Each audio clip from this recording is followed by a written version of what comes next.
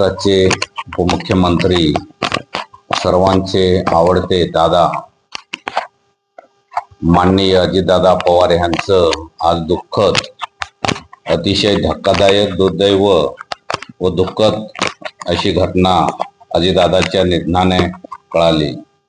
अजितदादांचा स्वभाव हा खरोखर रोखठोक स्वभाव होता आणि त्यांनी कधी ज्याला हो सांगितलं त्याचं काम करायचं अशी रोखठोक भूमिका असणारे अजितदादा यांच्या दुर्दैवी निधनामुळं आज संपूर्ण महाराष्ट्र राज्यात जी पोकळी निर्माण झाली आहे ती कधी भरून न येणारी आहे. त्यांच्या आत्म्यास चिर शांती लाभो हीच परमेश्वराकडे प्रार्थना करतो.